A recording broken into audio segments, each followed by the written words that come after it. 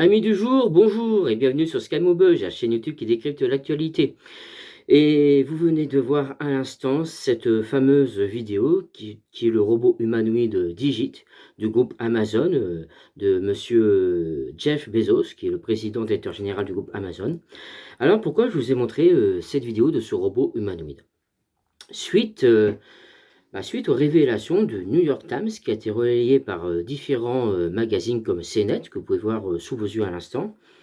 Cette information nous montre en fait les projets du groupe Amazon concernant l'avenir de son entreprise, mais surtout l'avenir de ses salariés.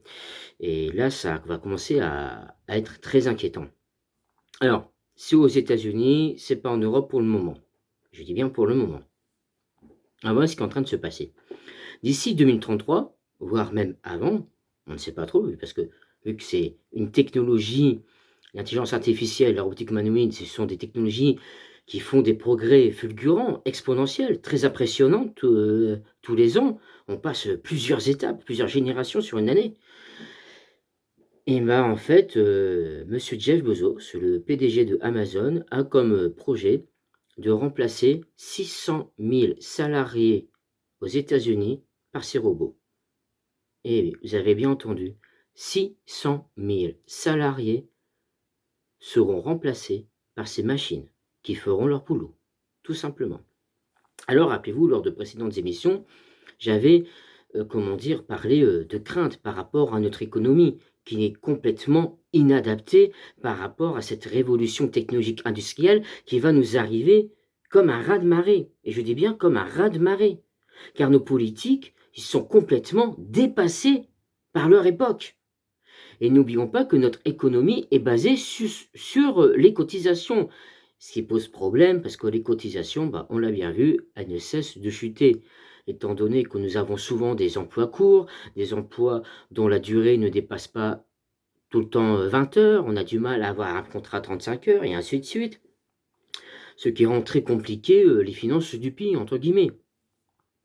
Et là, du jour au lendemain, là c'est aux États-Unis, mais ça peut arriver en Europe.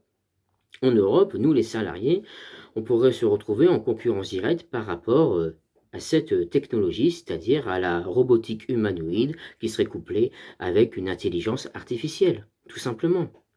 Alors, vous allez me dire, oui, bon, peut-être que l'Europe va faire une attention. Le souci, c'est que ces robots-là, humanoïdes, et l'IA, qui est le logiciel, sont considérés comme la loi comme des outils industriels. Et on n'a pas le droit, et ça c'est la brèche que les avocats vont s'engouffrer, entre guillemets, les avocats de ces grosses firmes. On n'a pas le droit au niveau des lois internationales, on n'a pas le droit d'interdire toute industrie, tout industriel, d'utiliser ces outils industriels. Justement, on n'a pas le droit. Un robot humanoïde et une IA sont considérés comme des outils, au même titre qu'un marteau, par exemple. On n'a pas le droit de les interdire. Alors, moi, ma crainte, c'est que va-t-il se passer d'ici quelques années, et je dis bien quelques années, hein. Bon, ça va pas arriver d'ici l'année prochaine, entre guillemets, mais dans moins de 10 ans, on va être, moi je pense que d'ici 5 ans, on va être en plein dedans d'ici 5 ans, c'est certain. Et que va-t-il se passer sur le marché du travail? Voilà, parce que imagine un peu, un investisseur va en Europe, hein, en Europe, tranquille, peinard, voilà, et dit ok, je vais créer, une usine, je vais mettre une usine dans tel pays. Donc, les dirigeants politiques qui disent c'est bon, ça va faire des emplois, aussi cela. Le problème, c'est qu'il y aura zéro emploi. Pourquoi qu'il y aurait zéro emploi? Parce que ce serait des usines 100% automatisées. Alors là, les dirigeants politiques vont s'insurger, vont dire non, non, non, il faut des salariés, il faut des humains, il faut ceci, il faut cela. Alors, l'investisseur, il va voir les politiques. Vous voulez des salariés, vous voulez que je m'amuse à payer des salaires, des assurances, des congés maladie, des congés payés, et cetera, que je subisse aussi des grèves, les syndicats et je ne sais quoi autre. C'est ça que vous voulez que je fasse pour mon usine, hein, sachant que la concurrence, elle est de plus en plus rude. La priorité de l'industriel, lui, bah, c'est tout simplement de baisser ses coûts de production le plus possible. Donc ça va lui apporter «des charges» entre guillemets, concernant le personnel humain, qui maintenant souhaiterait éviter. Et bah, l'industriel, qu'est-ce qu'il va faire? Bah, mes produits, on va vous les vendre, mais moi je vais les concevoir, je vais les fabriquer, je vais les produire, soit en Asie, soit en Amérique, mais pas sur le sol européen. Alors, en Europe, c'est sûr qu'on a des industries européennes. On a par exemple, on a Renault. Prenons Renault. Est-ce que vous croyez qu'une industrie automobile comme Renault va faire le poids sur le prix de ses voitures, sur la conception et la fabrication, sur le coût de fabrication de ses véhicules, en payant des salariés, des salariés, des salariés, qui ne travaillent pas 24 heures sur 24, on est bien d'accord, il faut qu'il y ait un roulement, par rapport à d'autres industriels, par exemple un industriel chinois, qui eux aussi sont dans l'automatisation. En Chine, ils automatisent, hein. Ça y est, là, ils sont en train d'automatiser en Chine, hein. Donc voilà, ils sont en plein dans l'automatisation de leurs usines, avec des robots humanoïdes qui vont travailler 24 heures sur 24, tout simplement, qui vont produire 24 heures sur 24 et qui vont produire de plus en plus vite. Donc la production va être plus rapide, avec des gestes très précis, donc avec la qualité. Produire plus vite, avec qualité, à un moindre coût. Vous croyez que nos industriels actuels pourront faire face au niveau de la concurrence mondiale? C'est impossible. C'est impossible, ils vont se planter. Ils ne tiendront pas. Les charges qu'ils auront, s'ils ne se mettent pas comme leurs concurrents avec cette technologie-là, ils vont se planter. C'est certain, ils vont se planter. Alors bien sûr, on peut mettre des taxes et des taxes comment dire, sur ces produits. Mais à force de faire ça, qu'est-ce qui va arriver en Europe? La politique européenne. Bah, ça veut dire que la politique européenne va se retrouver enfermée par rapport au marché mondial. C'est-à-dire qu'on va faire ce qu'on appelle du protectionnisme, et du protectionnisme européen. Sachant que les pays d'Europe, entre eux, ne sont pas d'accord. Ils n'arrivent pas à s'entendre. Ils ne seront pas d'accord sur la stratégie à mener. Par exemple, l'Allemagne, avec BMW et Mercedes, bah, eux, ils ont mis à l'essai, je dis bien à l'essai, des chaînes de production automatisées avec un robot humanoïde. C'est juste à l'essai. Pour voir un peu comment la machine va se développer, va apprendre et comment faire petit à petit pour qu'elle progresse et ainsi de suite et qu'elle devienne de plus en plus rapide. Et ça, croyez-moi, ça va très vite arriver parce qu'on va bientôt parler de la super intelligence artificielle d'ici l'année prochaine. Ça arrive et ça commence à faire peur énormément de monde. Ça, c'est clair. Mais bon, ça, c'est un autre sujet.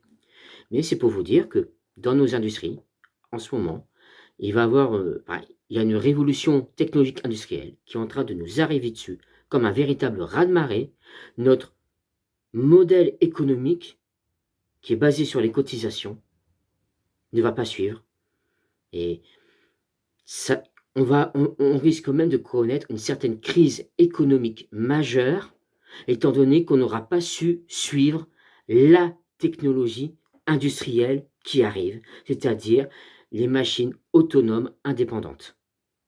Qui sont tout simplement l'intelligence artificielle quantique, parce que là, nous avons les ordinateurs quantiques qui arrivent, qui ont été développés entre autres par Google et par IBM, et qui aident à développer des nouvelles technologies, enfin des nouvelles intelligences artificielles, dont Nvidia aussi développe, entre guillemets, il ne faut pas oublier Nvidia aussi. Et bien sûr, nous avons, comment dire, des industriels comme Boston Dynamics, le groupe Tesla, entre autres, et ainsi de suite. Ou alors je suis pas sûr, mais je crois que la Chine, c'est Figure 01, je ne suis plus sûr, mais enfin bref. Mais ces technologies, ou Helix, enfin je ne sais plus trop, mais c'est-à-dire que nos politiques, en clair, ils n'ont pas compris une chose quand ils sont lancés dans la course à l'intelligence artificielle, c'est que les industriels, à terme, veulent baisser leurs coûts de production en limitant le plus possible les emplois humains, ça c'est clair, mais ce qu'ils n'ont pas compris, c'est que qui dit intelligence artificielle dit automatiquement robotique humanoïde.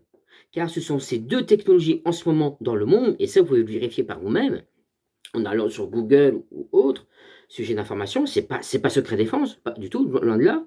Et même les industriels qui essaient de prévenir tant bien que mal, mais les gens Ils sont encore en mode petite maison dans la prairie et en étant gentils, entre guillemets, mais bon, disons que l'intelligence artificielle est en développement en parallèle du développement de la robotique humanoïde, tout simplement.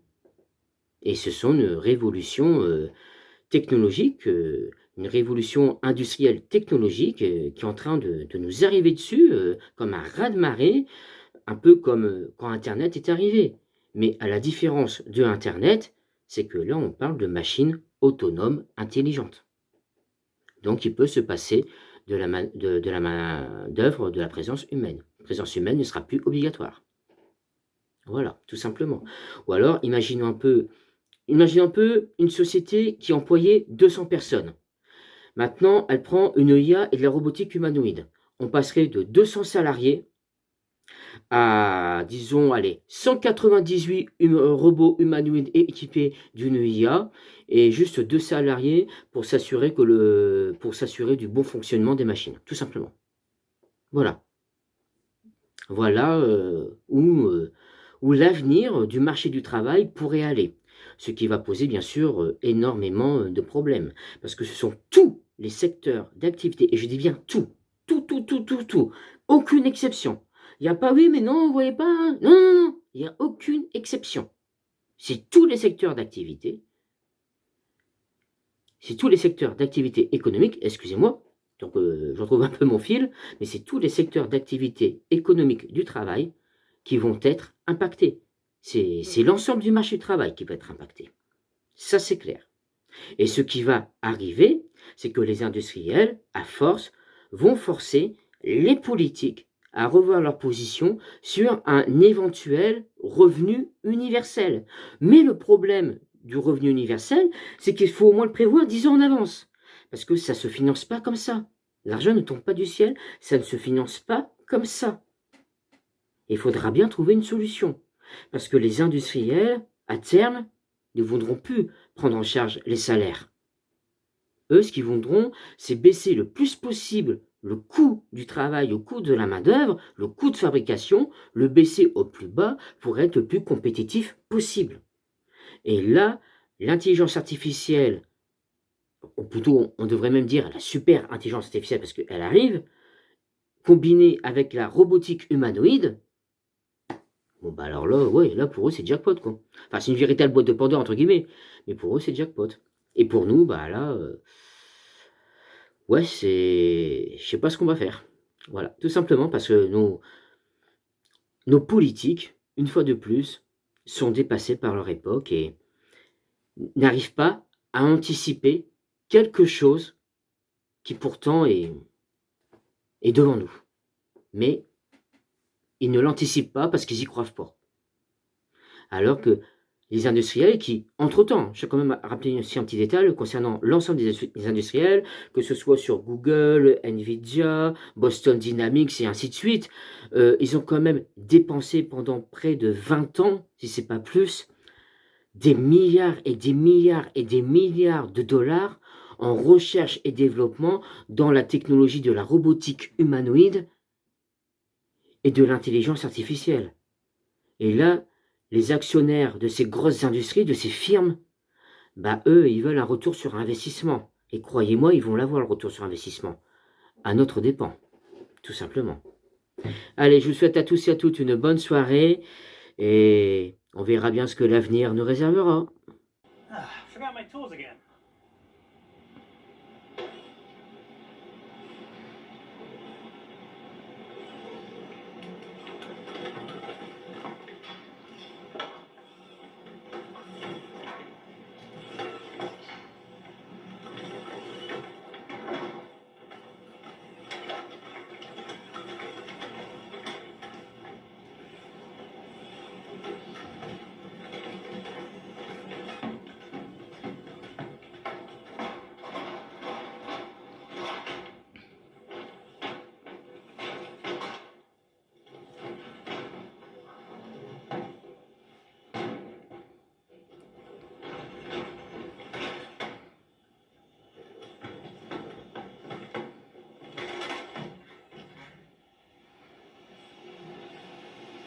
Such a show off.